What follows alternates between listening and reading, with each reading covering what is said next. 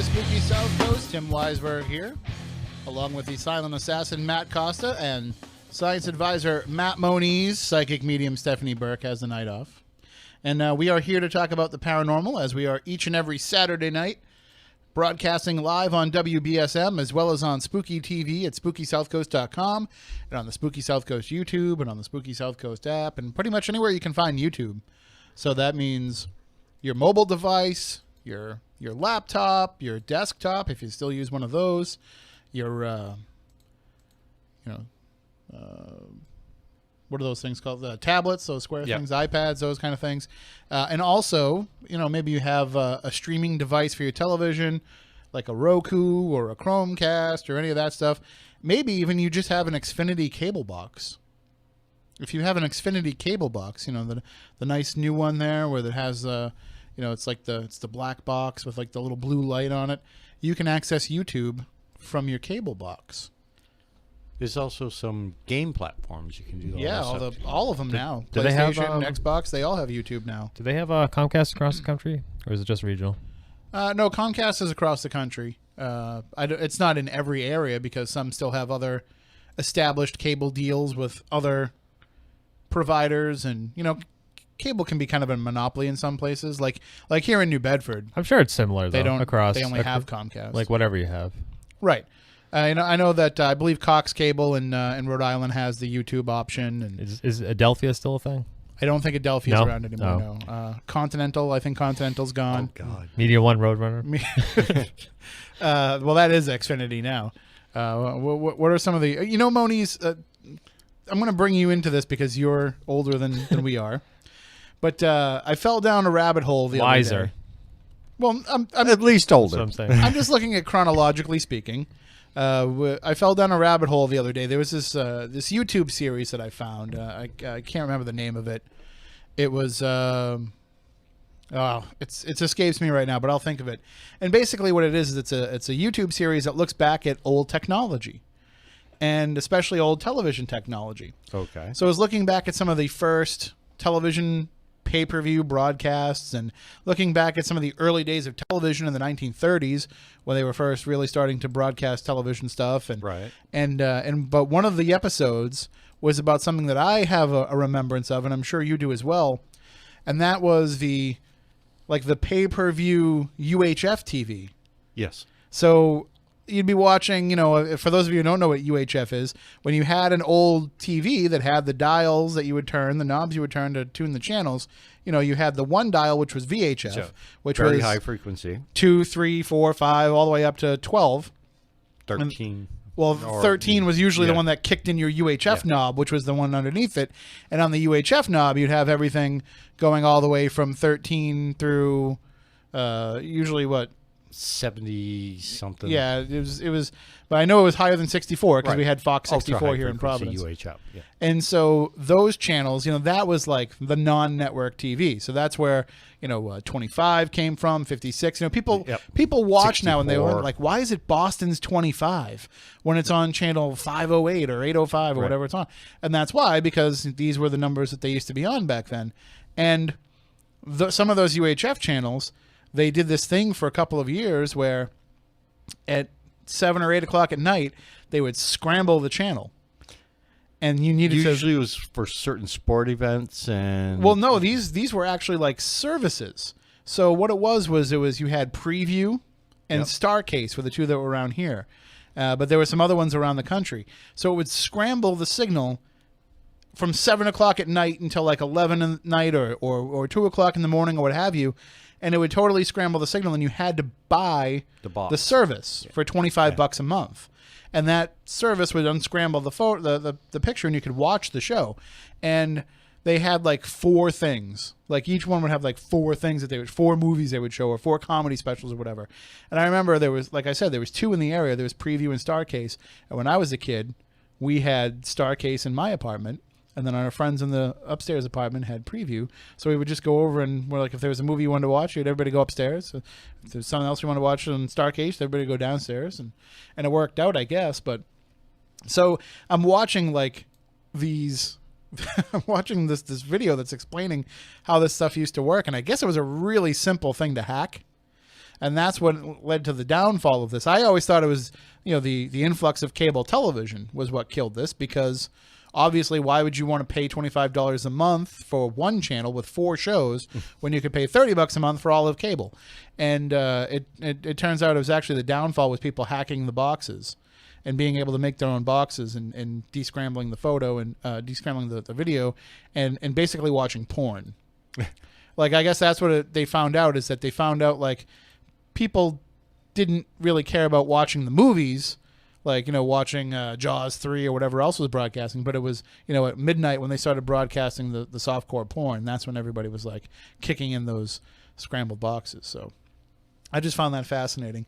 And I'm like, oh, gee, we've come a long way where, now, back then, if we wanted to watch these movies, we were, like, amazed by the fact that, oh, for $25 a month, we can watch these movies right in our house. And now here we are making television. Yep. Basically using a bunch of computers and webcams in here that people are sitting in front of their TV and watching. And we're in high definition, and you don't have to descramble us. And there won't be any porn, but we could put that on the table for a future episode, maybe. I don't know, just not tonight, because it's just us 3 dudes in the room. I'm going to go with no. But that's the thing, is like, just taking a look at some of that technology, and that got me thinking too. So if, that was the height of television technology back in the day, look at all the stuff that we do now in the paranormal field and trying to do this research, and imagine what it was like trying to go up against that level of technology with what it is that we were trying to do. I mean, I'm sure that you were able to go around and conduct investigations. Maybe if you're, checking out a haunted place, you'd be able to bring like a Polaroid Instamatic or something, or a 35 millimeter camera. But it wasn't like being able to have this instant access to that data as soon as you were out there recording it. I actually had one of the original, it was a sonar activated or sonar Polaroid one-step. My uncle worked for Polaroid at the time, and he was one of the people that helped develop the film and stuff like that. So we got all of the pretty neat newfangled ones, but I remember taking that into a couple of locations, and you hold the button, and sometimes it would trigger on stuff because it worked principle of radar. The aperture would bounce, would send a signal, and then the aperture would move based on the distance the radar set. And sometimes if you're standing in a hallway, all of a sudden I'm just holding it there, and all of a sudden the lens would start moving back and forth like there was something standing in front of it, and I'd snap a picture. And most of the time I just wound up with what people call today orbs, which was really just dust. But, And I can just imagine, like, I can picture this happening, Matt, and it's like, oh, we think we see something down the hallway. And then Moni's just standing there, like, shaking the picture, waiting. And by the time that you finish shaking it and it develops, you're like, oh, the ghost already left. Yeah. But I can only also imagine what it must have been like to be the kid working in the photomat booth on Sunday morning when the paranormal investigators dropped off their roll of film from Saturday night and said, oh, I need these developed, double prints. And then the kid's like developing them, and like they come back and they're like, these are just a bunch of pictures of nothing. Yeah. And you want a double print of this? Are you sure? And it must have been great, because remember when you had, like, they did this thing, I don't know if it was throughout the life of the photomat, but at least, toward the latter stages, where you could tell them that you didn't want to pay for a photo. Like, if there was a garbage photo, you could be like, I'm not paying for that. And they would just take it off. So, like, you went and filmed an investigation, and then, there's nothing in any of those photos. So you could be like, I'm not paying for that. No, I'm not paying for that one either. No, not paying for that. So that's Photomats. I'm old. You're the one dating yourself there, if you remember. I remember photomats. I was very upset when photomats went away and they just tore them down, because I'm thinking to myself, there's got to be something else you can use a photomat for. Like, just because you're not going to develop photos anymore. And how did that work? Because they didn't actually develop the photos in the photomat. That was just like a little booth where you dropped them off, and then so like somebody was taking them from that booth and bringing them to some place to process them, and then the photos would get dropped off back in the little booth. Right.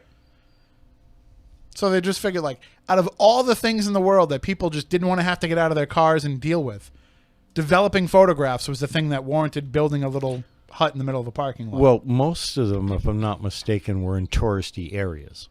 So it's not like you I remember one in Randolph. I don't think there's anybody touristy in Randolph. But I'm saying generally. Right. Yeah. You know, that's where you would find a lot of them clustered. Not to say that there were ones out in like Des Moines, Iowa, Sure, yeah, or you something. probably have them in there was probably at least one in every town. Right. But it just seems like it seems like a good idea, a good concept that's just, wasted because nobody wanted to develop film anymore. And it wasn't even so much that people didn't want to develop film anymore that killed the photomats. It was the fact that every Walmart had it, every CVS had it, so there was no need anymore to have a specific place for it. But I'm thinking of all kinds of things you could have put in that photomat. What I've noticed too that there's like Dunkin' Donuts that are like photomat Dunkin' Donuts now. What? Yeah, where That's was I? I think it was in Attleboro. I think it was in Attleboro where they had like a little tiny like Dunkin' Donuts like booth thing, and then they had the regular Dunkin' Donuts too. And this was like a secondary drive-through, so like you could go to this little one if you were just getting a Dunkin' coffee. Donuts has a Dunkin' Donuts in it. Yeah, if you were just getting a coffee and you didn't want like donuts or food or anything, you could just go and get your coffee from this little one. I like that idea. They have one of those on Route 40 in New Bedford. A little small Dunkin' Donuts. Do they like It's little, yeah. like just the coffee? Is there like a bigger one closer nearby? They might be like one across the street, but it's small. It's not like you can walk in. It's only like drive-through. Very interesting. Yeah. Maybe photomat coffee is. Although I haven't been by in a while. Maybe they like finally expanded. They're like, well, we wanted to build a full-size Dunkin' Donuts, but we figured we wanted to get started as quick as possible, so we just built the drive-through window first. Well, I like the idea of having just one part that's just for people ordering coffee, because nothing gets me more mad than, I want egg and cheese croissant. Hold the cheese and People are very particular about their coffee and their breakfast sandwiches. right. See, while we're complaining about things, it's not Right. paranormal, but while we're complaining about things, Paranormal runs on Dunkin'. that's true. It absolutely Yeah. does. Ask Dustin Perry. Well, it also depends too on who the investigator is. Some paranormal runs on Dunkin' Donuts. I mean, on Cumberland Farms coffee because it's only $1. True. So people like me That's that me. can't afford Dunkin' Donuts, we just Paranormal runs on coffee. some sort of Some caffeinated caffeine. beverage. Yeah. While we're complaining about things, though, one of the things I'd like to see, I've been pushing for years for legalized gambling in Massachusetts. I want them have to it. build as many casinos as possible. Oh, I want them to have as many different places for people to go. Because my thought process is the more casinos we have, the less likely the guy in front of me at the convenience store is going to buy 45 different scratch yeah. tickets while I'm trying to get out of there with my bottle of soda. Yeah. I go to this. a number 7. Oh my! I go there just to get a gallon of milk last Sunday, and because I used the last of the milk, and I'm like, I gotta go get some more now.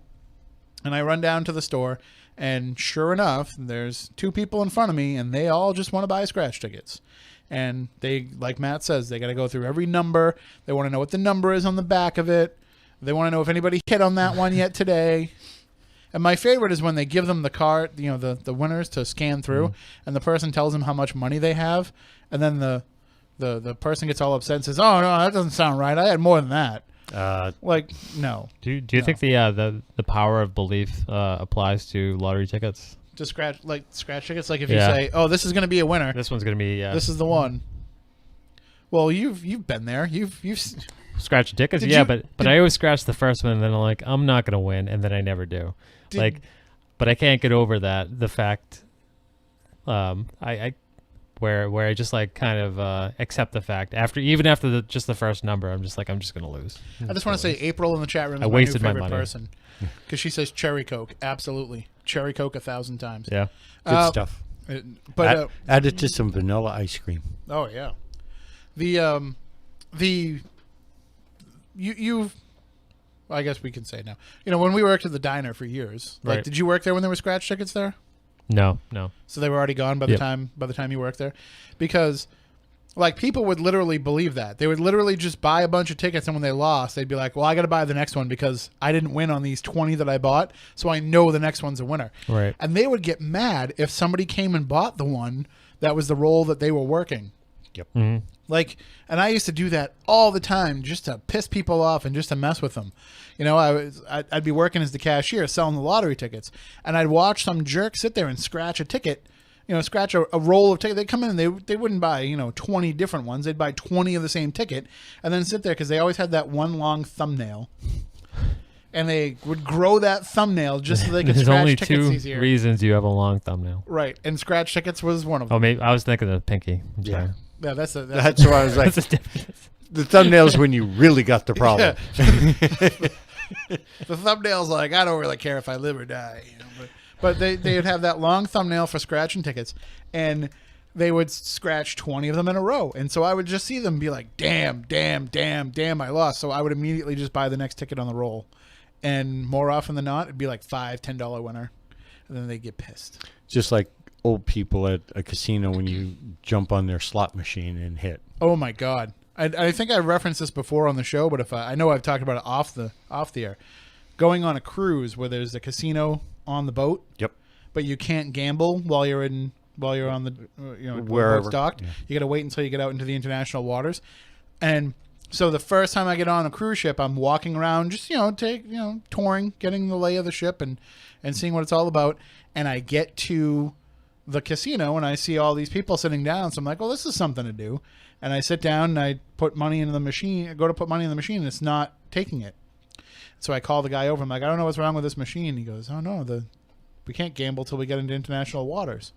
I'm like, what are all these people doing? So almost every machine is full. He's like, they're waiting. Waiting for what? How long is it going to be until? It's probably going to be about 4 or 5 hours before we can actually turn on the machines. They're going to sit here for 4 or 5 hours? Yep, because they want that machine. And he told me, he's like, you'd be surprised. A lot of them will barely get up from that seat for most of the cruise. They will get up when they close, because they close the casino for a couple of hours so they can vacuum and stuff. Yeah. And when they close that, they'll all go up to their room or go get something to eat or whatever, or sleep then, and then they'll come back and they will fight for that same spot again.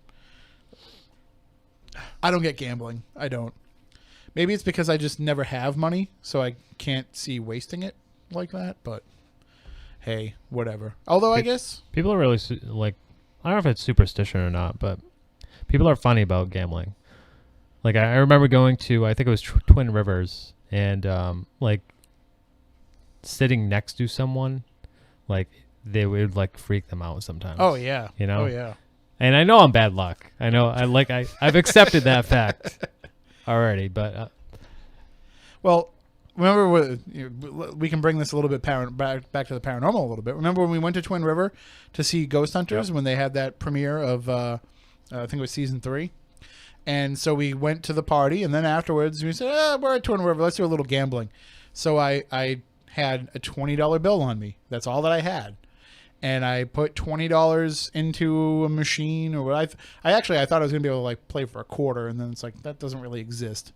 So I put $20 into a machine, and I think I was like 2 or 3 hands into a video poker game, and I won $80. And so I got the payout. I put the original 20 back into my pocket, and then we each took $20 out of that and just spent the rest of the night blowing money. Not the rest of the night. The next 10 minutes. 10 or 15 minutes. But it was fun, and that's like my biggest gambling win. I won $100 on scratch. We won $28 at a horse race. Oh right, yeah. Come on. That's right. We went to the dog track. Yep. Why were we up there? It was something paranormal related. Was why we went up that way. No, we were coming back from a food show or something, right? What, Taunton Rainham? Yeah, we went to the dog track on the way back, and like I think we just went to get something to eat, which was weird because we were at a food show all day. I think that was the year we were mad because they didn't give us enough free food. Maybe. Or was that also the same year that we went to that hotel bar and just drank? No, because that time we went to Wendell's. Right. But anyway, we ended up going to the dog track, and that's right. We had to bet on that.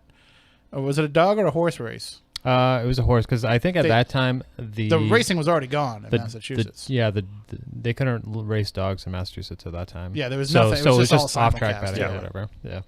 And and there was one called "Come On, Come On, Come On," and we had to bet on that in honor of Biffy. We let it ride. Everything. Yep. $28. That was a good day. Yeah, and as I say, I won $100 on a scratch ticket a couple of times, but I don't really buy them enough to. I like to think that my gambling is in the I'm in the plus column these days. But some would say, hey, we gamble every time we go out and do an investigation because you never know what you're going to come back with. We can bring this back to the paranormal. I promise that we can. I'm just reading some of the.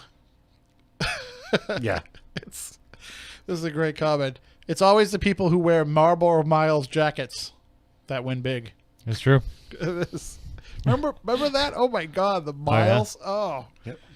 Remember, like, there's people in the diner that would just have like giant Ziploc bags of them. Yep. We worked with somebody who her entire wardrobe was Marlboro stuff that she got from the Marlboro. Was there an actual catalog or? Yeah. Yeah. Yeah, I think at the time, Marlboro had one, Camel had one. I don't know if there was like a Virginia Slims. I'm sorry. Nothing says, like, I'm trying to put this nicely. It's like I So just the took audience doesn't 15 get years upset. off my life, but Right. at least I got a jacket. Yeah. Like nothing says I give up than, fully decked out in Marlboro gear.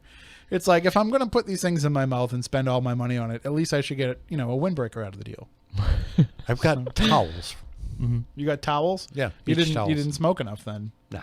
If you'd smoked enough, you could have had like somebody's really got a problem when they got like the leather jacket. There was like 18,000 All right. miles. But to match your lungs? Or they give you a kayak, and you're like, how many cartons of cigarettes did you have? Right. The guy rolling by you in Swiss Beach in the Marlboro cigarette boat. Right. There was like 18 million miles. It's like he smoked just enough to get it, and then the first day that he went out and drove in it, he died of lung Do cancer. you remember those Pepsi miles or whatever, or Pepsi points or whatever? that Yeah, they used to yeah. have. They had a commercial where they put up like Oh, the so Harrier? so many points or whatever, and you could get like a Harrier jet, Mhm. And the and somebody kid got- collected it. Yeah, right. And they were like, Like, what do we do here? we can. No, I think they ended up settling, but I'm not sure. No, I think they had to give him like the cash value Yeah. Oh, really? of the Harrier Yeah. jet. Yeah. So yeah, that was a bad idea. Whoever's Who were the marketing ad idea that was- wizards that came up with that? Matt will tell you that's the second worst Pepsi commercial idea after putting the Counting Crows in one of their commercials. Who were they? That's one of my favorite back Oh, jokes. that of might have all been time. that was Coke, I think. Right? I don't know. I don't remember which one it whatever. was. Oh, I was going to say, what about Michael Jackson?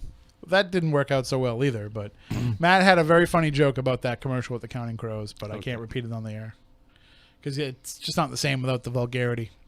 All right, well, we are going to talk about the paranormal, and that's usually what we talk about. Moniz, you were out last week. Yep. You were- They had a event up in Hadley, Mass, and it brought a lot of people, and Cliff got to meet the local group, and he's talking, from what I understand, he's going to be coming back. And there's going to be some more BFRO events coming in the future. And we have some other upcoming events, don't we? Oh, yeah, we got a bunch of stuff, but I do want to ask you a couple questions about that. What was the crowd like there? Was it They had a full house, and was it serious Bigfoot people, Yeah, or was there it were fans of the show, too? or- a lot of locals, but fans, and they got a good enough turnout. So there's a big, big Bigfoot community around here. There's There's a lot of interest in the subject, whether a lot of people just interested in the subject and stuff like that. We've got, like I said, a number of events that they're putting together. They're going to I'll get dates and things in upcoming shows. That's where you But- really see where the interest level Right. is, because those are the people that are actually going to go out Right, into the woods. but most computers acting up. Most of the people up there were fans of the show, and a handful of people with some encounters. Like I said, I believe Cliff will be looking to come back towards the. I gotta check with. yeah. Don't give out any John- dates if you're Yeah, not totally sure. but he's planning to come back. Okay, but Well, I'm glad that there was a good turnout for it. How was the food? That's the big question. I didn't get the food, but anyway. Well, I'm just wondering if it was like, was it stuff? From what I was understand, it stuff Bigfoot would eat? A lot of beef jerky. Yeah, I guess Yeah. so. But like I said, we got events coming up that we're looking to,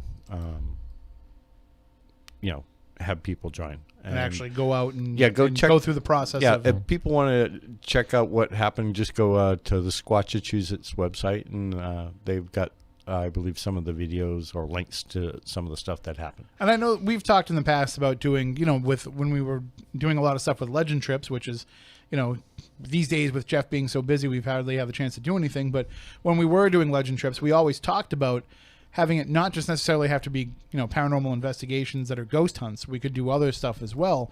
And we were always thinking about, but the one thing that we were always concerned about with Bigfoot research is that you're basically taking a bunch of people out into the woods in the dark, and that's an insurance nightmare for an event organizer.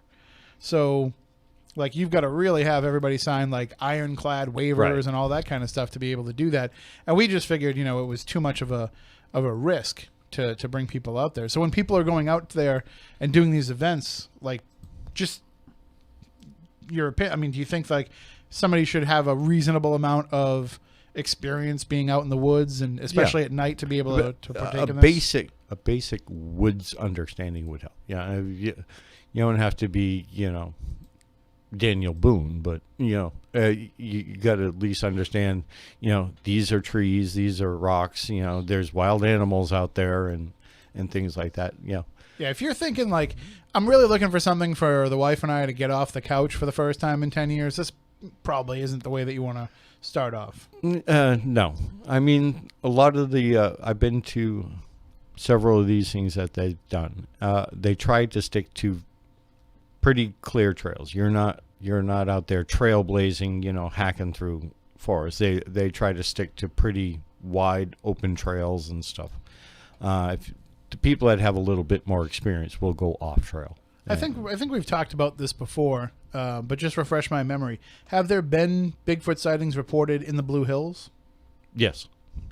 Just because I know that there's a lot of wildlife that lives in the Blue Hills that you wouldn't normally find not other recently, places. but yes, there definitely has been.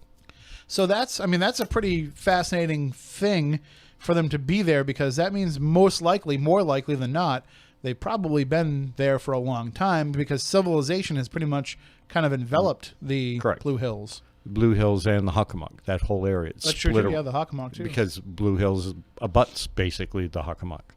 So this is probably something that has been, a pocket of these creatures that have been here for a long time, more so than just, it's not like the bear crossing the Sagamore Bridge. If you talk to a lot of the Wampanoag elders, the stories of their wild man go back before the settlers even came here. So the first stories of quote unquote Bigfoot that Americans got were from this area, right from here. So it's certainly, there's a lot of places just around here where people could go and look. Don't go and do it on your own. It's certainly, you want to bring somebody who, A, is experienced in being out in the woods in the dark alone, but also somebody who's experienced in knowing what it is to look for. Like, I would never just go out into the woods and be like, I think tonight's a good night to just go screw around and try to find Bigfoot. Like, I would call you, and I would bring people that we know that have, done this for a long time. Plus, I'm not a woods guy. Like, I don't really know what I'm doing when I'm out there. So I'd be the guy that would come back and be like, I don't know why I'm so itchy, but I think I walked through something that I shouldn't have. So that we'll definitely keep an eye on that. And we do, and you mentioned we do have some stuff coming up.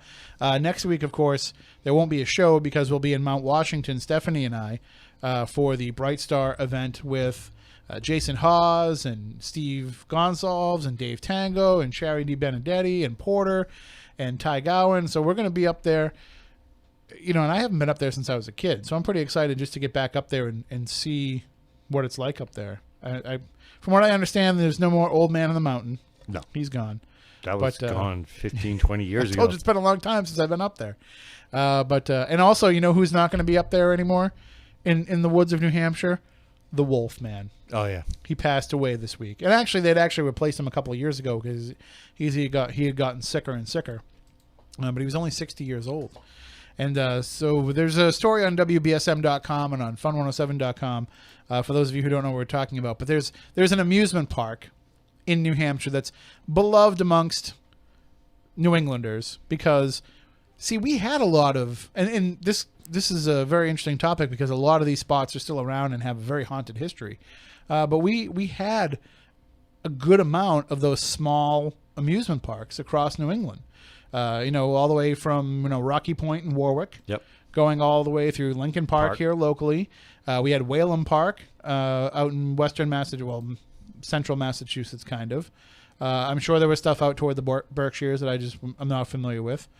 We had Riverside, which is where Six Flags is now in Agawam. And you go up into New Hampshire, there was Canopy Lake Park, which is still around, Storyland, which is still around, Six Gun City, which I think that's still around, Santa's Village, I know, is still around. You know, all these different little places, and one of those Castle Land, King's Castle Land, Land. that was in Abington, something like that. Yeah. and now it's a Stop and Shop. But I mean, even I outgrew King's Castle Land before it was all said and done. But there was a lot of the and we had Paragon Park and Hull, so there was a lot of these little small amusement parks. But one of them was Clark's Trading Post, which is in, I think, Jefferson, New Hampshire, if I'm right. I remember the name. I don't recall. Which I think Jefferson's also where Six Gun City is. So these must have been pretty close to each other. And I used to love going up there as a kid because there's gift shops where you can buy Native American toy Native American drums and bow and arrow and headdress and all that stuff. And looking back on it, I'm like, I don't know why there was so many Wild West influenced Native American stuff in these stores and not more indigenous people of the area. But I'm sure they just all came from somebody who shipped stuff to gift shops around the country. Right. But I remember that was the first place I ever saw the jewelry. You know what I mean? Turquoise, yeah. Okay. First place I'd ever seen turquoise jewelry. And so, but anyway, the Clark's Trading Post, for those who don't know, it was basically a place where people went to go see performing bears. That was the attraction of this place for a long time, is they would train these bears to do different tricks. And as the years went on, it became more and more of a park. And that was the first place I ever went on, the Houdini's Haunted Mansion type ride. They had one that was like a mystery cabin. But they also had a train ride that would take you through the woods, much like we have here with Edaville, only it was longer. And it would take you through the woods, and you would kind of just go on the train ride. At some point, I think in the late 80s or early 90s, or maybe even it was later than that, they said, no, because I haven't been there since the late 80s, so it had to have been in the late 80s. At some point, they said, just having a train ride isn't enough for people. We got to spice it up a little bit. So they created this legend of the Wolfman of the woods, and this guy who lived out in the woods, and he had this like a vehicle that he had cobbled together from spare parts of different stuff that he would drive alongside the train, and he would shoot his guns at you that were full of blanks, but he would shoot his rifle at the train, and it was because apparently the area where we were going to was rich in unobtainium, and he didn't want anybody to get his unobtainium. That was all for him. And so he would just roll by in his little crazy cart and yell things at you and call you all kinds of names, and it was great. And it really added a whole new element to that train ride. And he was a beloved figure to people in New England. And the original Wolfman passed away this week. I guess he had a really serious bout of lung cancer. So you can read all about it on WBSM.com. But we share the stories out that we write here and working at the station during the week, and I had shared that story out with the Spooky South Coast audience, and we put it up on a couple of different social media sites, and it became one of the biggest stories we've written all year on any of our sites, because people are just sharing it and putting it on their Facebook and tagging people in it, and just people with those memories, just saying, "Hey, remember? Oh, it's so sad. We used to go see him every summer." So that's I'll be a little bit sad going to New Hampshire for the first time since the last time I saw Wolfman. Although, I don't count going to Canopy Lake as going to New Hampshire, because you're just 5 minutes over the border. Yeah. I'm talking going Franconia Notch. When you go over just for the liquor store. And, Right. This is real serious. And the fireworks. New Hampshire. So, which maybe we'll bring some back. But what, liquor or fireworks or both? Or both. You can't have one without the other. Not if you're going to New Hampshire. Hey, I sense a backyard podcast in the making. Could very well be. So, like I said, we won't be here next week, but the week after that, we'll be here. Moniz and I will be at an event at the Lizzie Borden House. We're going to be having our paranormal auction that night to help raise money for Max's medical bills, the Lizzie Borden cat. And we have a ghost hunt happening after the auction is over. So the auction we'll be auctioning off the items over Spooky TV on SpookySouthCoast.com. People will be able to bid on it in the chat room, and then once you finalize your bid, then you're going to have to call a number, and when you call that number, you're going to say, okay, we're going to send the money over PayPal, and then you have 10 minutes to send it over PayPal before we just put the item back up for auction. So I think that's probably the best way it's going to work, and we're going to try and auction off these great items that were donated by all of our paranormal friends. We have a reading with Chip Coffey over the phone. We have autographed books. We have autographed T-shirts, all that kind of stuff. We have some of the gear that you see paranormal investigators using on TV. If you've watched Kindred Spirits and you've seen Adam and Amy use those, they have these new headphones that have a microphone built in that they're using for recording. Well, we have a set of that we're going to be auctioning off as well. So you're going to want to take part in the auction anyway, no matter where you are in the world. But you can also come and join us for a ghost hunt that night. We're going to have the whole house to ourselves after the auction is over, and we're going to just let people do their thing. You know, we'll help you out, and we'll bring our equipment, and we'll be there. But really, it's going to be a very intimate, private ghost hunt, and you can get tickets to that at SpookySouthCoast.com. We're doing it to help raise some extra funds for Max and to try and help with those medical bills. And then, who knows? Who knows what could happen? Maybe we could convince Leanne to open the doors to the other place for a little while. Just let us in, take a look. I'd be down with that. I think we might be able to make it happen, but I can't promise that. I can't put it on the website as being something that would be included with the ticket price. But I'm just saying it might happen. So 5 minutes down the road. Yeah. So maybe that can be something that we can include with that. So, but again, no promises. Get those tickets at SpookySouthCoast.com. You'll also find tickets to some other events as well. We have Winchendon coming up. The Isaac Morse House and the Murdoch Whitney House.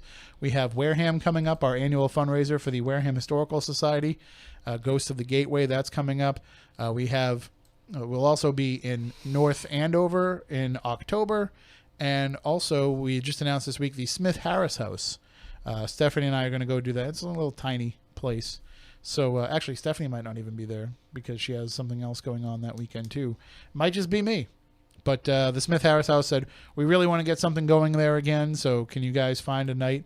And just so happened that the night we found that works is the night before Middleborough Paracon, so I'm going to have about 2 hours sleep that morning, but, worked it all out. Because we want to get out there, and when the weather's nice, and get out there and do stuff with people, instead of being in here all the time, Not that we don't love doing the show, but, we don't really get outside. We're not outside people. So this is... You are, Moniz. You do stuff outside, but for the rest of us, well, actually, Matt does too. Matt's dog does a lot of stuff outside. It just makes Matt go with her. Yeah, she's very active. You're like a secret outdoors guy.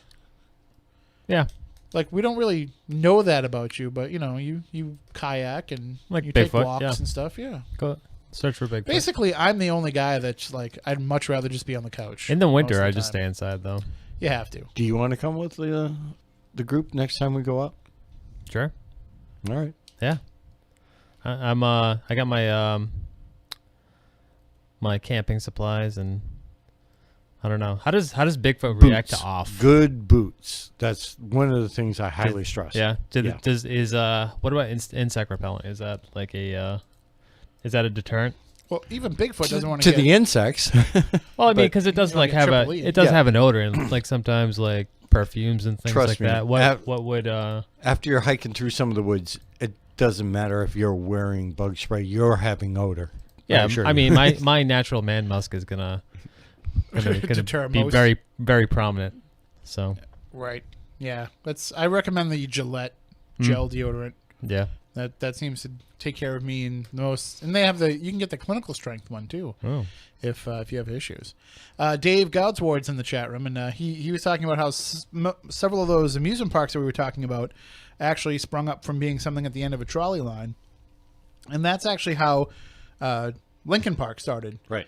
Here in Dartmouth, was because it was halfway between New Bedford and Fall River on that trolley line, and they were noticing that people were only getting on and going from one end to the other, and well, what if we could find something that we could have them stop halfway, and they wouldn't have to go, because it was a long ride back then on these cars, and people were getting aggravated and weren't taking the trolley. So they said, what if we could come up with something where halfway they could stop, stretch their legs, and then that kind of involved well, what if we had a destination point where people from both cities would come and spend the day? And it turned into a lot of memories. You're, like we said, you're a little older than us, so you have you were older when it was still operational than we were.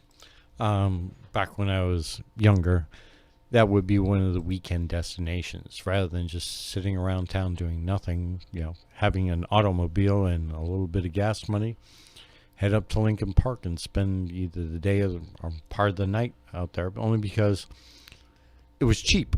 Was it ticket based or was it pay one price and just get in and ride? You could do either. Okay. You could buy individual tickets and do individual tickets, or like what I used to do in our friends, you get the hand stamp. You pay X amount of dollars and they give you this stamp on your hand. And basically what wound up happening is we each chipped in so much money. One person got the hand stamp. The rest of us licked the hands and just stuck them up against each other.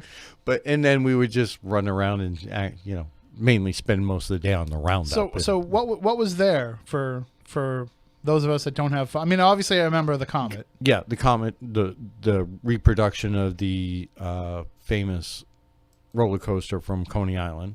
It had the same twists and turns and falls and stuff like that. There was a haunted house. There were several variations of haunted house. There were multiple. Yeah, one big one and other smaller little ride things. You always hear people make the mistake of, there's a distinction between the haunted house and the fun house. Yeah. The fun house is the one with all the mirrors Right. and the crazy things that make it hard to get through. And then the haunted house is where, I have to admit, I'm mildly obsessed with those. I watch YouTube videos of just people, I don't care if it's somebody's 1970s, 35 millimeter movie of it. I watch them all. Well, the big haunted house thing was the one that was next to the giant slide. Okay. And it was near one of the entrances. It was between the giant slide and the entrance to where you got onto the Cyclone. And there was several other smaller little ride things that went around in that. The Ferris wheel. Ferris wheel was always pretty cool. And then they had the arcade, an original arcade. Not just with the video games. Right. I'm talking, You'd have the skeet ball and all of those. And you'd have what was always, I'm trying to think of what it was that was always big in those, the original beachside arcades. Yeah, the pistol and air rifle things, with the BBs. Shooting galleries and things like that. I remember, I lived for a while when I was a kid right near Paragon Park. And so even if you couldn't afford to go to the park, you could go to the arcade because it was, outside. So you could go to it even if you weren't going to the park. We should really do, and we will get into some paranormal topics. I don't mean to be going down nostalgia street. Well, we can go into Lincoln Park being haunted, and now they built those apartment things there. Well, one of the things I think we should do is I think it would be worth finding an expert. And I know that we've talked about the Rocky Point Haunted House before because we've had Jason Mayo in here, and he's written comic books about it and made movies about it. But I think it would be interesting to find somebody who might be a national expert on those haunted house rides and talking about them because, some of them were really good. A lot of them were crap. A lot of them were cheesy. But they always, they always had a line when you went to an amusement park. There was always a wait to get into those rides, and some of them were really, really well done. One of my favorites of all time, and again, I haven't been all around the country, so I can't really speak to it, but you would have different ones that would come through with the carnivals. Yep. And they, some of them are good, some of them are bad. You could always kind of tell. Carnivals or rides?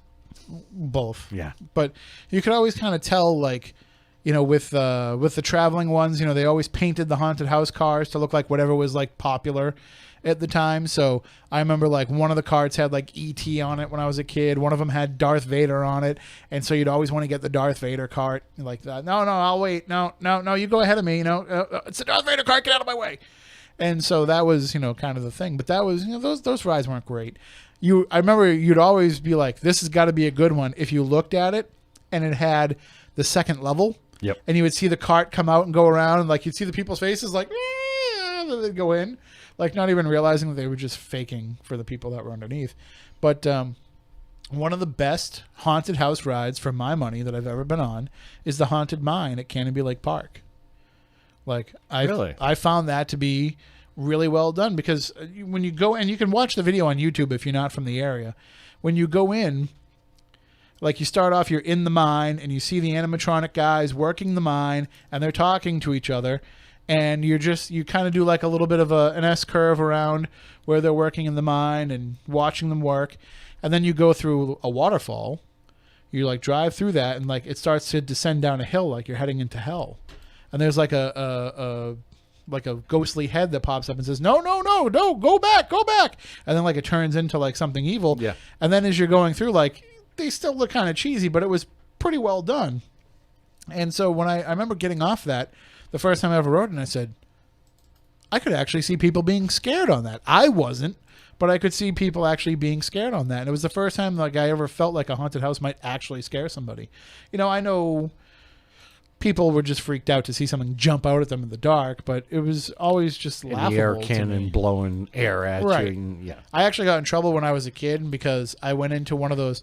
They used to have those walk-through haunted houses where you didn't get into the cart, but it was still, you know, you'd walk through and usually like that would be what would show up like at the Kingston Carnival when I was a kid.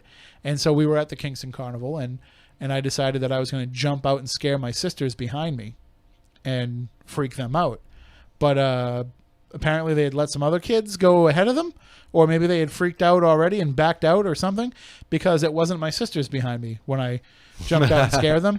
And then I got in big trouble for having scared kids inside the ride. But I was honestly just trying to scare my own siblings. I didn't even realize anybody else was in there. Memories. Yeah. So that I found the mine ride. I just put it up. you put up a video of the haunted mine Yeah. on YouTube? Yeah, somebody put it up. So, oh, well, yeah, we can see it happening right now on the screen. So, It is pretty scary. Go back. You don't want to go down here. Oh, go back. I'm like narrating what's probably like 30 seconds behind.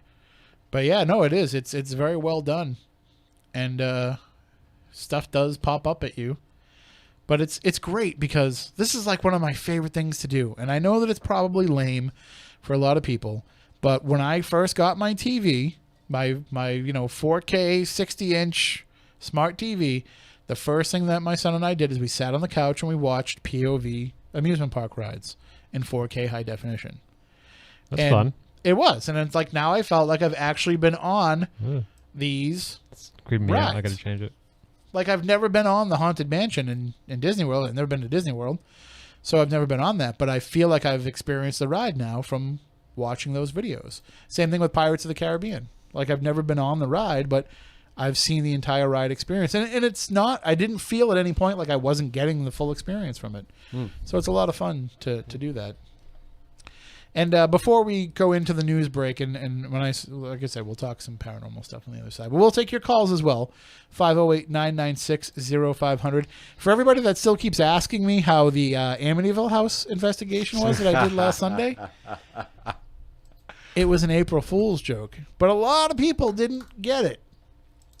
A lot of people thought that I was telling the truth the whole day when I said I was going to get the chance to investigate the Amityville house. So I'll talk a little bit about that when we come back after the news as well. It's just, it got to the point where I felt bad. And I was trying to do all that I could to give it away that it was a prank, but people still just kept buying. And by that point, I was already committed to the joke. Yep. So I couldn't just walk away from it. So we'll explain some more of that coming up in the next hour, as well as your phone calls. 508-996-0500, 877-996-1420. You can call in and share. I'm wondering, are we actually on the radio? Because you would have thought mentioning Lincoln Park, we'd already be getting some phone calls from people. But we'll talk more about that coming up as well in the next hour. We will talk some haunted amusement parks. We'll talk some haunted house rides. We'll talk all kinds of weird stuff. Coming up after the news, we'll see you in just a few moments with more Spooky South Coast.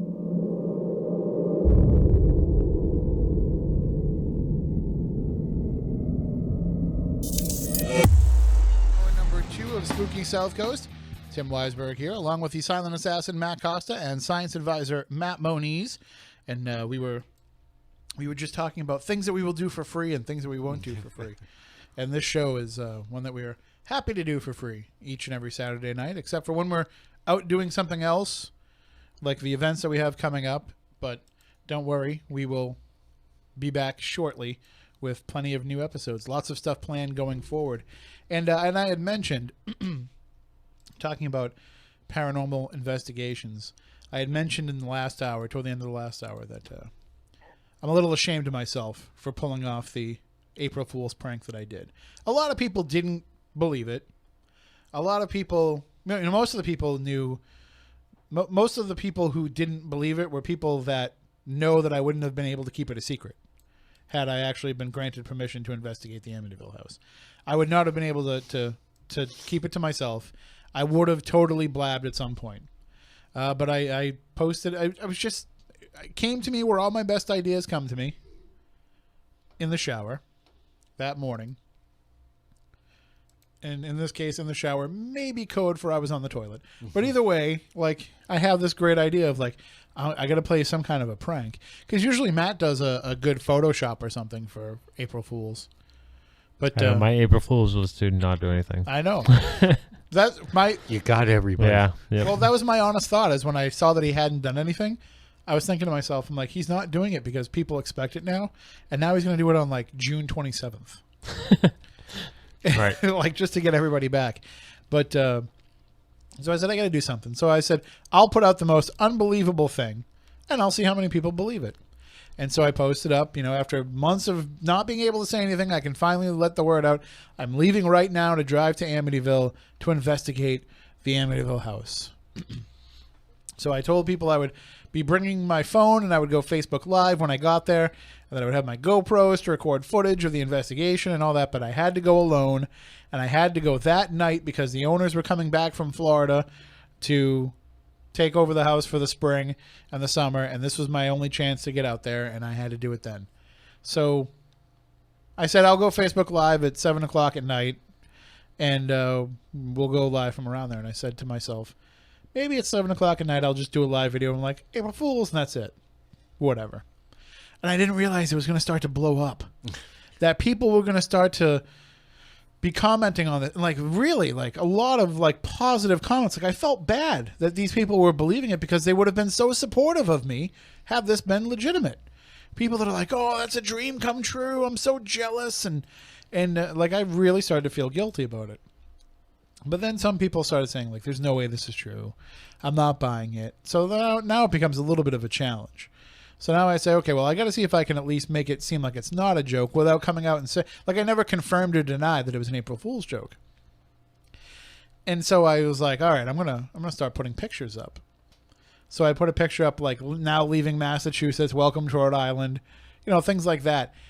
But as more and more people believed it, I was like, I got to get, like, more ridiculous with this. So I started putting up pictures that were, like, obviously not from this time of year. Like, pictures of, being close to the Connecticut border with, like, full bloom trees and, trees full of leaves and all that kind of stuff. Like, it's so obviously not current. But some people caught on and other people didn't. Other people were like, oh, you're almost there. Oh, let us know when you get there. So I just kept the joke going as long as I could. And finally at 5 o'clock, I said, I've arrived. I even had this little thing going where I had pulled over into a White Castle to get something to eat. Like, I had taken Google Maps photos of the White Castle, and I took a picture of, like, the drive-in window to make it look like I was going through the drive-thru and everything. And so I had it all lined up, but I finally, at 5 o'clock, I put up pictures of the outside of the Amityville house. And then I went Facebook Live telling people that I was there. And I'm in my car, waiting to get out of the car, waiting to meet the person that's going to let me in, and talking about, like, how honored I was to do this and how apprehensive I was to do it and all. And then as I opened up the door to the car and got ready to turn the camera on to show everybody the Amity house, that's when I'm like, April Fools. And a lot of people had believed it all the way up to that point. So I think I have to retire from April Fool's pranks because I'll never get one over on people as much as I did with that one. So for anybody that felt bad, anybody that got mad because of what I did, I feel bad. I feel bad that people bought it and that people believed it, but it was kind of fun to keep it going. As soon as I saw it, I was like, oh, God, he's going to have people hook, line, and sinker. Well, because if it was true, you would have been one of the people that knew. Yeah. And it helped that, like, some people played along. Stephanie, said, oh, I'm sorry I couldn't join you. And I was like, I really would have brought you. Come on. You've never even seen the movie because you don't watch our movies. No, of course I would have. I'm just kidding. That actually would have been good because she hasn't seen the movies. Right. And but what's funny is Kristen, who works here, had actually posted in there like, no, guys, this is true. He was talking like, I know for a fact he got a phone call this week about it, like at the station. And I was like, oh, hey, thanks for helping me play along. Not even realizing that she believed it, because last week I got a phone call from somebody who's starting a radio show on the paranormal and was looking to get in touch with Chris Lutz. And so he called me here at the station and they patched the call through to me of this guy looking to talk about Amityville. So it was legit. So she really thought like, like she was like, oh, this guy really called to talk about Amityville, so it's got to be true. And when she told me that, I was like, I didn't even think of that, or else I would have messaged you and been like, it's definitely a joke. But it was pretty funny. So, but absolutely 100,000%. If I ever have the chance to investigate that house, and I feel like someday I will, but you guys would definitely know about it because I would not be able to keep that a secret. And I would actually enter into it with like, if they said, we're going to let you do this, but you can't tell anybody, I might actually have to say, I have to decline then. Yeah. Because I know my big mouth would not be able to keep shut about such an opportunity. All right, well, yeah, that's true. Mark has a good point in the chat room. Anybody that gets mad doesn't get April Fools. It's not like we've played a lot of tricks on people with this show over the years. We've done a couple of times. Yeah. I'll never forget the first year that we were doing this show. And so we're talking 2006. And it's April. And Moniz had been part of the show for a couple of months at that point. And we were talking, and he's like, we really should do something for April Fools. And no, we can't do that. He's like, yeah, we should pull some kind of hoax off. It's like, no, we can't do that. We don't have the kind of credibility or the cachet to do that. We're just going to get people to turn against us. Like, I was so worried about us, like, not having, because we were only a few months in. So I was so worried about us losing credibility that we shut down what would have been probably a good opportunity. But we played a few tricks over the years. The War of the Worlds one being that was the good. biggest. Yeah. I think that, I mean, we got so many people with that. There's people that still listen to that show on podcast and will come back and tell me, you got me. Like, I was listening to this really thinking like all that stuff was going on. I'm like, that was 10 years ago at this point. Like, you would have heard about it. If there had been an alien invasion, you would have known by now that it had actually happened, and you wouldn't have been finding out about it on podcast. So I'll just go. We love our listeners, and I would never disparage any of you.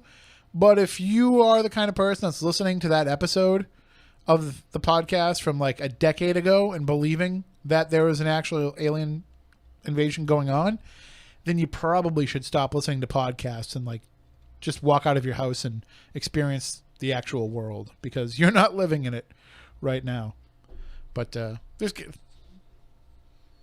don't know how can you buy that at this point. Yep. I mean, if you just woke up from a coma, maybe.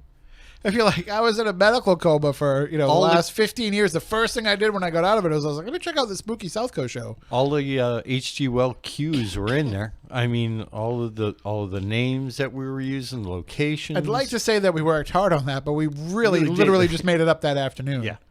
But it was pretty good. Like we were using the name of the Dr. professor. Barnes. Yeah. Dr. Barnes said we were using that. We were saying that we were actually in Grover's Mills. Yep. Like that should have been the first tip off for most people right then and there. Yeah. But I don't know. I mean, we did a good. We dragged Lucky into it. Well, when you have Peter Robbins calling in and telling people it's legitimate, then I can understand people falling for it at the time, not 10 years later. Yeah. Maybe that person making that comment is just trying to hoax me into thinking they really believed it. I'm going to go with the coma theory. Okay. I'm going to go with like they just woke up out of a coma, 15 years. They woke up. The first thing they did was took a dump, because after 15 years, you're really going to go. And then the second thing they did is they heard about this Spooky South Coast show, which obviously, if somebody just woke up after a 15-year coma, like the first thing you would want to let them know about is this show. Right. You'd want to be like, hey, I got the show for you. Like, forget anything else. And the person's like, well, who's president right now? Like, never mind. You're not even going to believe it if I tell you. like, we don't even want to get into that. Like, I can tell you who the president is. In terms of anybody else in the cabinet, I don't know. Like, let me check Twitter. What's Twitter? That's another thing we'll get to in a little while. What is Twitter? The guy who hasn't been in a coma doesn't understand. But, wow. I mean, there's a paranormal question for you. What do you tell somebody if all right. I don't want to get too sidetracked down a detour here, but we're just free forming here. Paranormal Potpourri. Somebody that's a paranormal investigator wakes up after 2018? Yeah. Currently. 20 years in a coma. So they've been in a coma since 1998, right? That works. So they wake up from the coma. They're a paranormal investigator, 20-year coma. They wake up, and the first thing that they ask you is, tell me how the paranormal world has changed while I've been in this coma. What's the quick, concise way that you explain it to them? Lots of pictures of dust. We can confirm that it's dust. We have proven the existence of dust in the time that you've been under. Matt, what about you? 20-year coma. Somebody wakes up. They say, how has the paranormal world changed? Well, I think there's more of a. There's more bickering now, but there's more of a sense of community, I think.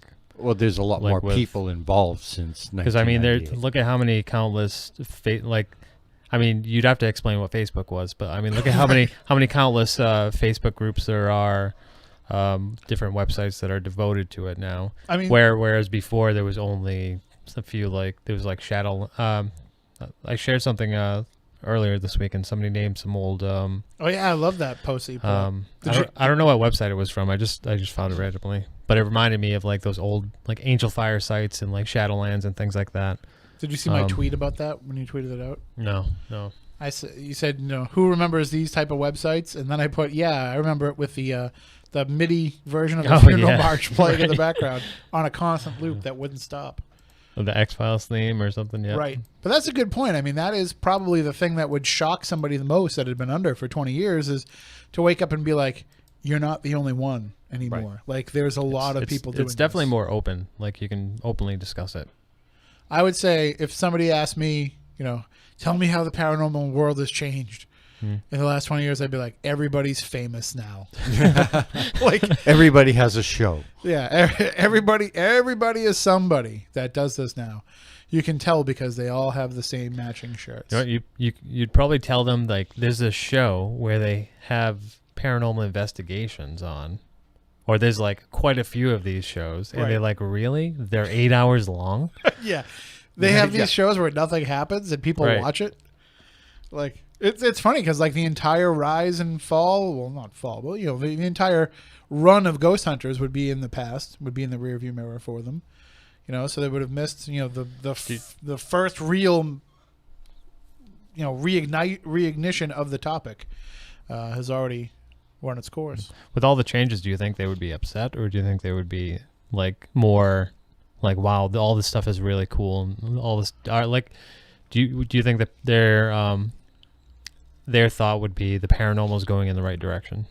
I think that they would feel that, if there's more places that are open to having investigations done and more people willing to talk about it, I think that they would feel that's moving in the right direction. Right. I feel like a lot of people might say, you might say to them, well, we've got digital photography now. And you had digital photography in 98. No, wasn't that great? But you didn't have it. It wasn't something that the average person had. And if you did, you had a 2-megapixel camera. Yeah. So you can say, everybody's got a camera in their pocket now that is better than the best photographic equipment that you had access to before you went into the coma. And somebody might be like, oh, really? Isn't that a little too pristine? And the same thing with audio. You might say, well, we record everything digitally now in audio, and there's no more tapes anymore, and you really don't have to listen back if you don't want to. You can kind of listen as it's happening. They might be like, yeah, but isn't that kind of defeating the point of what we're doing with recording the audio? So there may be some things that we have seen evolve over time and answered those questions that might raise a lot of those questions right away. But I think probably the biggest issue that they would have with the way that things run now is I think people would be upset about all the judgment being passed and all the evidence being presented, that the data being presented that isn't anything. Like, we might get all excited, or not we, us particular three, but people of this modern age, might be sharing stuff that's like, look at this, look at that, look at this, look at that. That I think people of 20 years ago would have been like, no, that's nothing. But because I think the bar has been lowered as to what we're willing to accept might be paranormal activity, because there's so much of it being recorded now that it's not as highly scrutinized, if that makes sense. That and the ability to, we'll call them forgery of other things. You had, photo manipulation back in '98, but nothing like what you have the ability to today. And the difference is now we can do it in real time. Right. So that causes even more problems. But I feel like they would look at it and say, I think you're letting too much stuff get out there with a paranormal tag on it, as opposed to, 20 years ago when there was a real process of getting to the bottom of what it is. Now, in some ways it's easier because in some, now you can look at the EXIF data on a picture and you can tell if it's been manipulated. But also at the same time, like, we were talking about this recently with UFO footage. I can go out into my yard with my cell phone camera and I can take a video of a star that's, still. Yeah. And not moving. And I could jerk my camera around while I'm filming it and make it look like that light is moving. Right. And we see too much of these UFO videos that are coming off and people are like, wow, look at that. Look at how it moves. Like, you can't, it's dark. You can't tell if it's the camera moving or if it's the object moving. You have to lighten the video so you can see the borders of the video so that you can see if it's the camera moving or if it's actually, this object is moving. And people I don't know if they just don't want to get that deep into it or if they don't know how or what, but they're just like, oh no, you're just trying to explain it away. Like, no, it's a serious, legitimate question. No, I deal with it all the time. A lot of times you'll get people that will send video of, look at, I get this, at least one of these, either pictures or or videos, at least once or twice a month. Check out this awesome picture of a UFO. And I'm looking, and all I see is, okay, there's the plane. Okay, is it behind the plane? Is it, in the background? Well, you didn't see it in the middle of I saw a plane. Right. Yeah, those are navigation beacons, or that's landing lights. The airport, if you're in this area, that, a lot of them, like they just see a light in the sky. I don't think you're going to show me a photograph or a video that's going to make me believe that it's a UFO. Like, I think it's too much of a question mark for all of this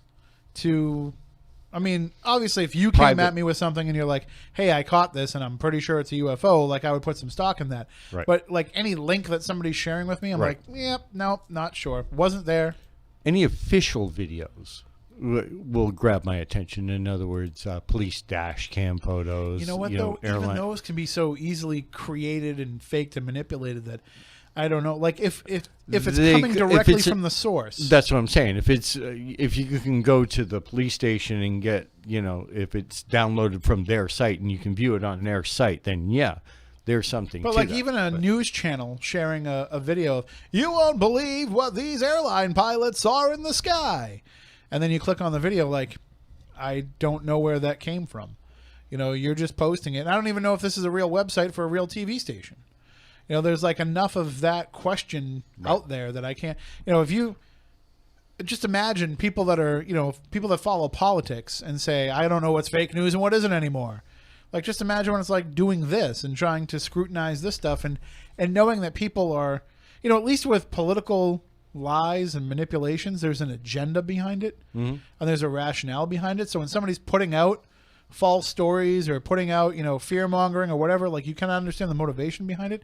I never understand when people are just faking paranormal stuff. It's like we just want to get a laugh by having says the guy who just created the Amityville hoax on April Fool's Day, but that was, fun. You're expected to do that on April Fool's. But I'm saying there are people that will create these videos, or there's other ways to check to see if a video it could be legitimate, especially like I said with UFO videos. A lot of them now are being taken over cities. Okay, cities, believe it or not, are filled with cameras everywhere. Right. So you find, okay, this person was at this street corner facing this direction. Look around, look for any convenience stores, gas stations, and whatever. They all have external video recording everything. If you're able to see this object in this person's video at this angle, theoretically, if this is a legitimate thing, the camera that is at you can triangulate it. Right. Or at least see it, okay, another camera is picking this up. That happened recently with the meteor meteorite that landed in Detroit. Yeah. That somebody caught it on camera, but then they go and they see on multiple external cameras all timed up, they see this thing come across the sky. And so they were able to kind of show something really did happen. I mean, obviously too, like there was a shaking of the ground and big flashlight, like everybody saw it, but but at least with that they were able to kind of show the trajectory of how it came down using that video footage. So but like I look at something like, okay, this past week there was a show at the Zeiterion, and there was a local prominent person who had maybe a few too many during the show and got up on stage and tried to dance at the end of the show. And so one of our hosts was there and saw this happen and came back and wrote about it. And we're trying to find the video. And we're thinking, like, somebody took a video of this. Somebody took their phone and recorded this guy getting, kicked off the stage for doing this. And I'm trying to find the footage. And I'm like, is it possible that in a room full of a couple of thousand people that they decided not one of those people decided this is a moment that I need to capture on camera and put up on social media? Believe it or not, it still does happen. Like not everything is going to be out there for you to find. So sometimes it is possible that only one person recorded this light in the sky and there is only one video of it. How many times have you and I been in paranormal investigations and situations with cameras in our hand and everybody else with the same kind of stuff? Something happens and we all react after the fact. Why didn't any of us turn on the camera? I mean, at least in my defense, that's because I'm like totally absent-minded. But there's other people that are with us that are much more on the ball than I am that you would have thought of that. But hey, that's kind of just the situation that you're in at the time, though. It's like sometimes it's so overwhelming you just want to experience the moment. Sometimes you're worried about scaring off whatever is happening. Sometimes you're just like, I could record this, but I'd rather just look at it with my own eyes and look at it through a lens. Kind of like what happened to us at Lizzie's that night with the lights going on and off when we were out in the parking lot. We never pulled out our phones and recorded it. Yeah, and we had them right on us. Yeah, it was just one of those things that it was comical. You're caught up in the moment, And I think that that's a lot of if we were explaining to somebody who has been in a coma, just using that as an example, but somebody who's been away from what's going on, it's become very much an in-the-moment type of a field now. It's not so much about the long view, and it's not so much about repeated acquisition of data and building a case study. It's about getting into a place for one night, having something happen, coming out and saying, yep, haunted. And I think that that's probably one of the biggest disservices that has happened. Become more legend tripping. It has, and it's more about just making a notch in your belt about going to a place, or adding another investigation to the list on your website for your case files.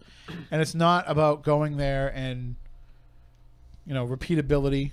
It's not about going there and figuring out the why. Like we make way too quick assumptions these days, where we hear a story about a place going in, and so let's just use a house on Main Street. that a woman was killed in that house in 1920 by her husband. He strangled her to death. And so we go to this house, we go to investigate. Something happens, we reach out, we make a connection, we come out of there, and we say, well, we talked to the lady who got strangled to death in 1920. But you don't know that for sure. And even if something was there and claimed to be that person, it doesn't mean it definitely was. Right. And like we just want to wrap everything up quickly and move on to the next case, that we're not going back and checking things out again and again and again. One of the people I would put on a shelf or on a pedestal and tell other investigators, like, follow this model of what he's doing, would be Andy Lake. Yeah. Because Andy never just takes things at face value for the first investigation. When it's done, he won't even tell you about what he thinks is going on there yet. He won't even make any assumption. He'll say it's too soon to tell. I went there, some things happened, but I can't be sure. I don't want to talk about it yet. He's there for the 4th, 5th, 6th trip before he'll even talk about it with us, let alone bring it to the radio and talk about it here. That's gone from a lot of the research, because it's more about going somewhere and saying that you went there. It's selfie paranormal now, where it's more about just taking that photo of yourself standing outside than it is about what it is that you're doing inside. Yeah, Andy's an investigator's investigator. He's there for the subject matter. It's not for, like you're saying, put another tick on the box saying, I checked this place out, I checked that place out. He's about the procedure, doing the work, doing the research of the place, going in, okay, let me set up my cameras this way, let me set up my cameras that way, let me record this part, and let me record that part.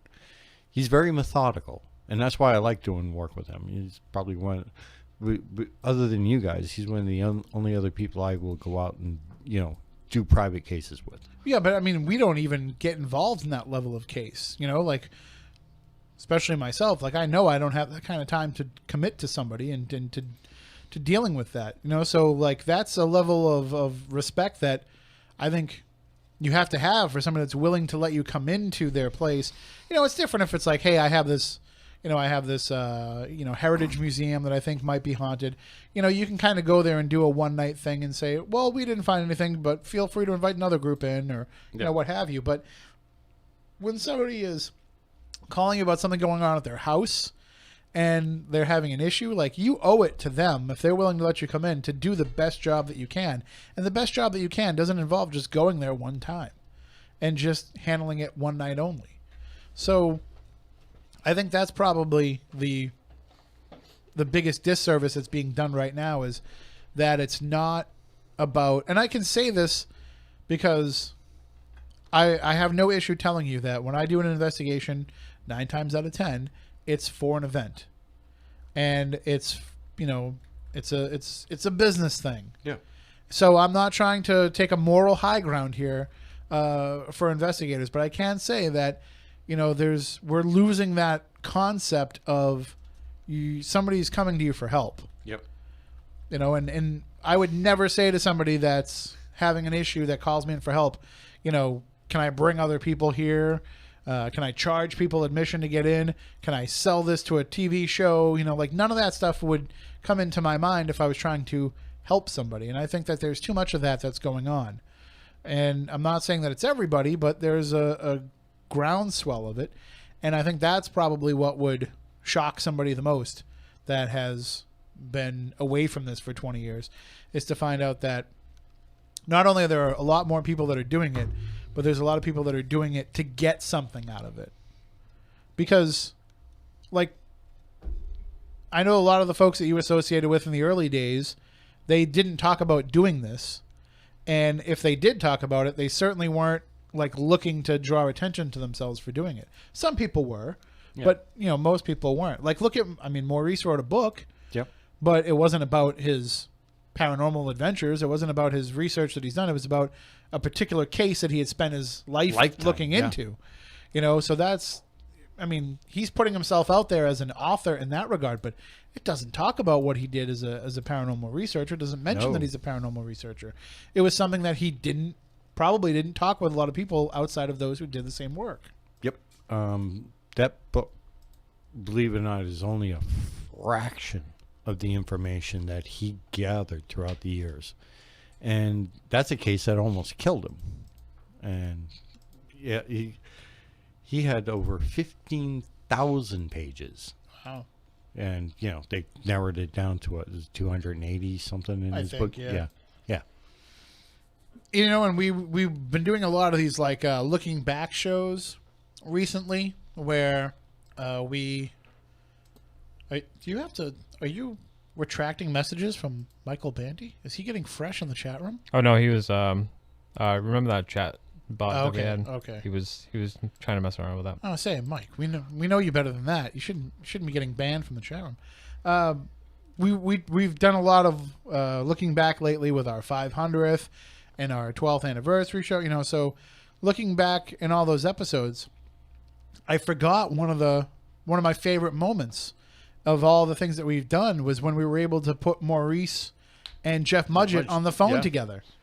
You know, like mutual respect for each other, and these guys, you know, guys who had been, you know, looking into each other's work for years and had never even spoken. Yep. You know, so that's another one of those moments where we can put a feather in our own caps for that.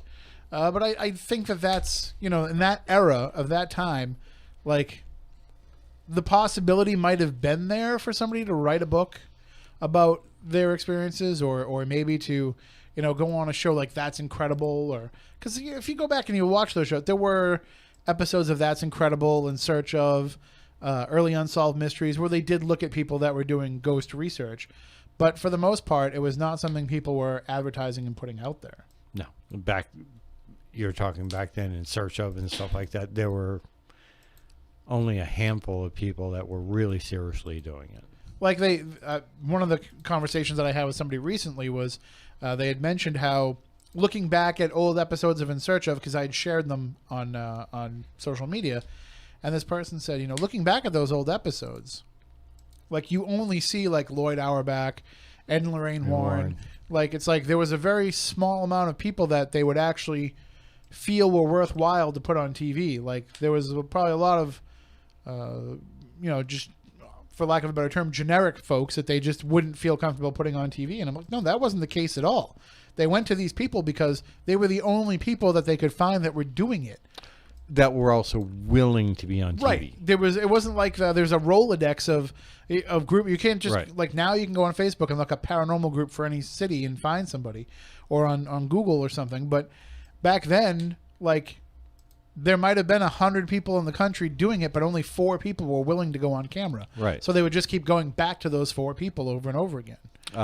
Going back to Maurice, him and another friend of ours, Maurice was friends with Fred Matthews, who was paranormal researcher and parapsychologist for years. Actually did work with the Ryan Institute. And he had been approached a number of times. Do you want to come on our show? I was like, no, I don't want, you know, it's not about, you know, fame and stuff like that. But there's also, I mean, there's different rationales too behind that. I mean, some people would say, I'm doing this work for the sake of the work and the sake of the research. Other people might say, I don't want to go on TV because I don't want anybody to know that I do this. Yeah. You know, I don't want to be recognized at my kid's school from the other parents as being the guy that was talking about his haunted house on That's Incredible. You know, like those kind of things were still very real then. Those kind of stigmas. I don't know if I've ever asked you this. I know that you started doing this as a high school kid. Yeah. Did anybody... Seriously, as a high school kid. Did anybody know that you were doing it? Oh, yeah. And I got rioted for it, of course. But you probably also had people that came up to you like one-on-one and were like, so tell me, what really goes on? Well, same thing being a scientist working in a laboratory. You get the ha-ha-has in the group setting, but when they catch you alone, they want to share their experience and find out what you know. I mean, it's that, and I know that we talk about it a lot, but like that's one of the issues that goes on in the paranormal world is that a lot, and I think that's one of the things that's changed a lot, is that a lot of the people that are involved in it are people that were ostracized when they were younger. You know, I think a lot of this field, we're not made up of the popular kids. Like, and I don't think I'm really insulting anybody to say that. We weren't really the cool kids in school. A lot of us. I mean, obviously I was, but a lot of the people that are involved in this weren't. And so I think that there's some level of fear from some folks to say, I don't really want to draw attention to myself for this. But I think it's also helped a lot too, because there's also a sense of, I spent my whole life getting picked on.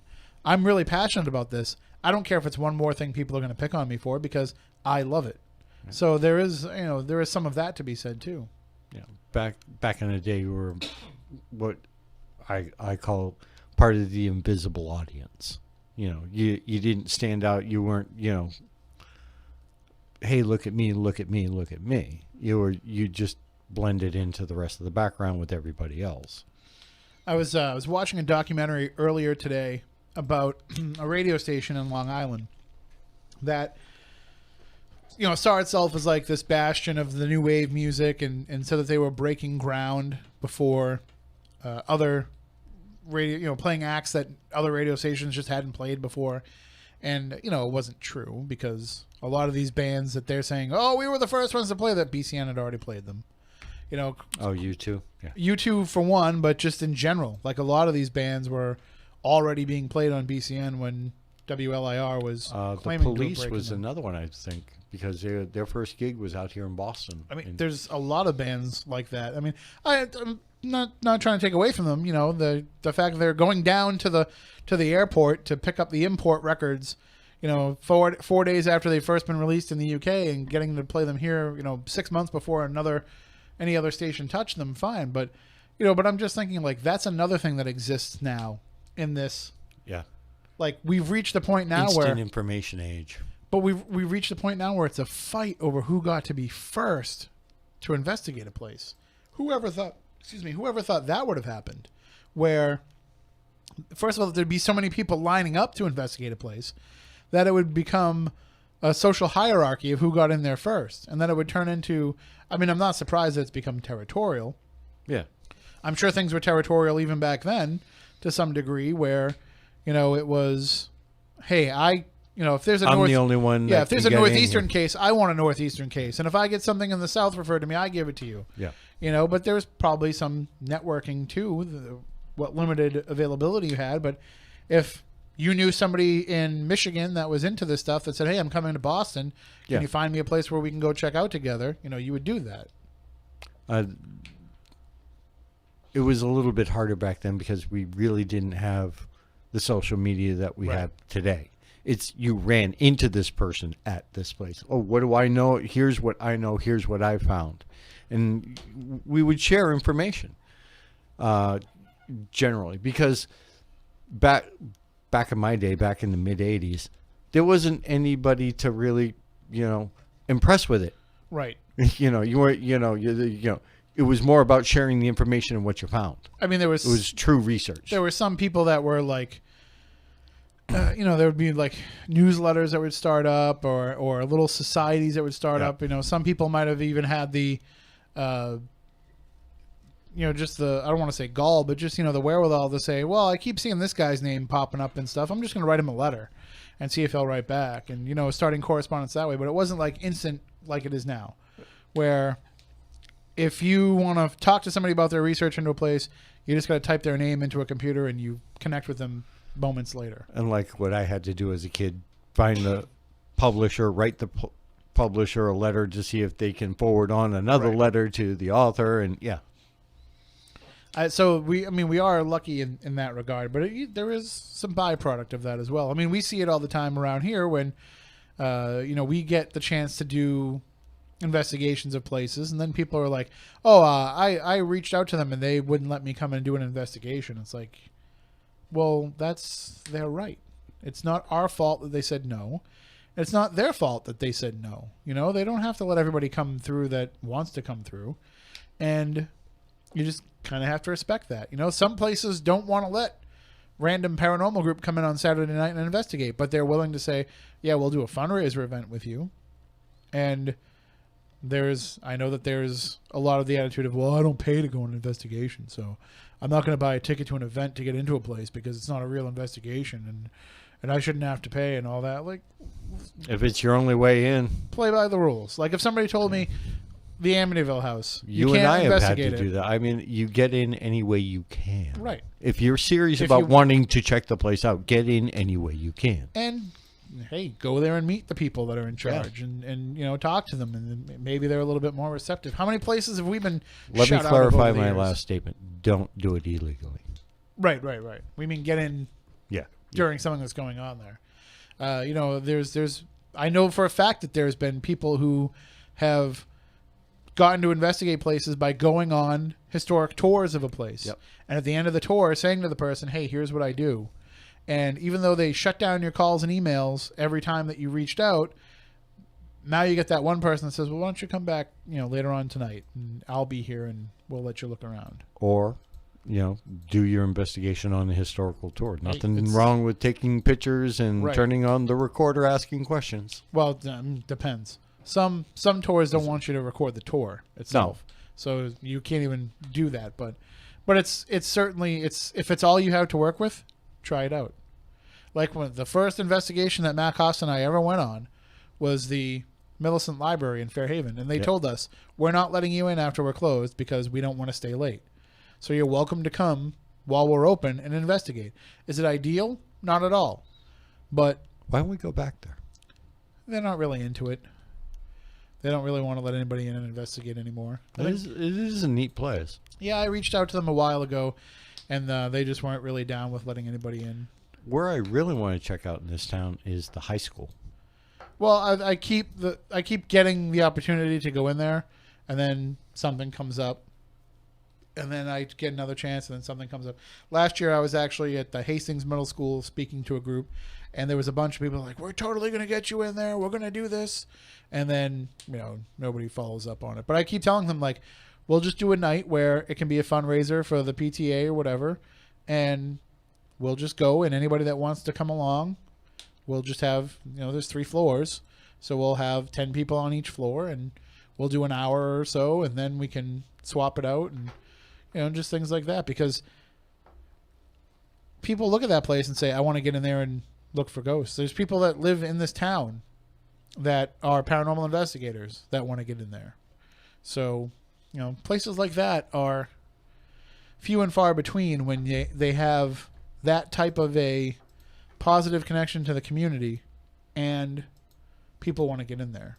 Like a lot of the times, Like the New Bedford Armory. All about that. I was thinking of the Armory too. The other day I wrote a news story about a place. There was Are they a gonna drug bust right fix next that? door. Nope. What's happening with that? The last I heard it had gone up for auction again. Okay.